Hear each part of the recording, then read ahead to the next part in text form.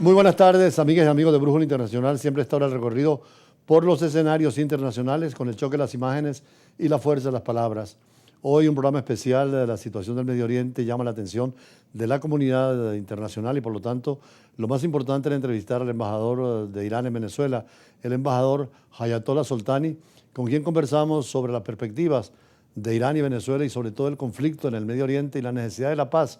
Él insistió en esta entrevista en las razones que tiene Irán y sobre todo Palestina y la guerra absurda que está viviéndose, pero también la necesidad de llegar a acuerdos a nivel internacional para un proyecto definitivo de paz y de seguridad, donde quien gane es la comunidad internacional.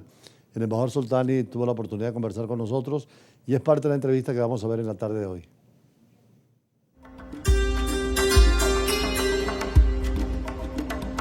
La República Islámica de Irán es uno de los países más importantes en el Medio Oriente.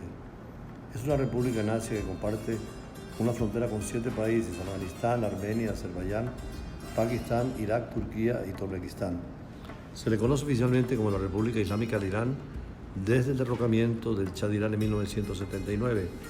Sin embargo, tiene una cultura y una historia muy larga y es una de las potencias petroleras, el segundo país productor de la OPEP y el segundo país productor de gas.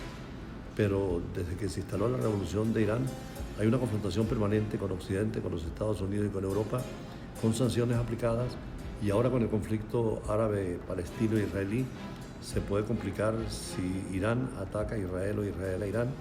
Podría convertirse en una guerra regional o en una guerra mundial, y como lo señalaba recientemente el embajador de Irán en Venezuela, a nadie conviene la guerra y hay necesidad de conversar, dialogar y llegar a la paz.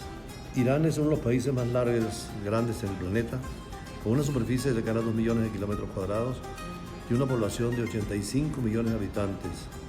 Su capital, Teherán, es la demostración de una cultura milenaria, y ya la región es musulmana. Oficialmente el 94% son musulmanes, de los cuales el 99% son chiitas, una minoría sunita, pero además encontramos judíos, cristianos, con libertad de culto, y zoroastros, que es una religión primitiva de Irán, además con un Producto Interno Bruto de unos 1.644 billones, con un ingreso per cápita superior a los $20.000 y con un desarrollo sobre todo por los precios del petróleo y el gas, que lo ponen con una economía muy sólida, pero dentro de la problemática mundial.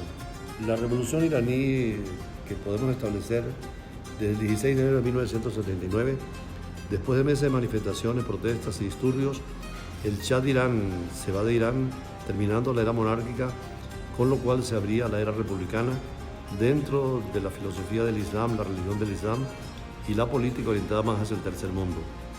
El 1 de febrero de 1979, el Ayatollah Khomeini, máximo representante de la oposición, regresa a Irán desde el exilio en Francia, después de que sus partidarios derrocaron al gobierno del primer ministro Shambur Bajitar.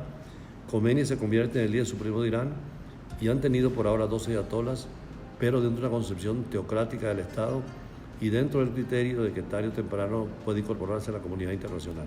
Fue muy doloroso para Irán la invasión del 22 de septiembre de 1980, cuando Irak e Irán se enfrentan a una guerra.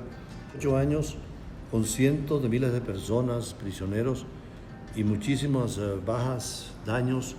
La guerra terminó en 1988 en un alto de fuego sin un vencedor claro. Se firmó un acuerdo de paz y el 20 de enero de 1981 hubo el problema de los rehenes estadounidenses frente a la embajada americana en Teherán. En enero de 1984 Estados Unidos designó a Irán como un estado vinculado al terrorismo y rompió las relaciones.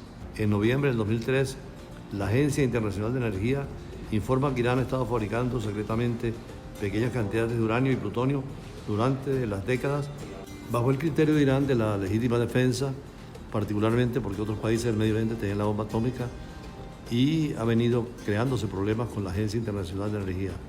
Hoy en día Irán tiene una política muy fuerte hacia América Latina y hacia el tercer mundo, y precisamente con el conflicto palestino-israelí y la situación del Hezbollah en el Líbano, aliados de Irán, de Hamas y de los hutíes en el Mar Rojo, se abre un nuevo frente de guerra que esperemos no se convierta en una violencia permanente.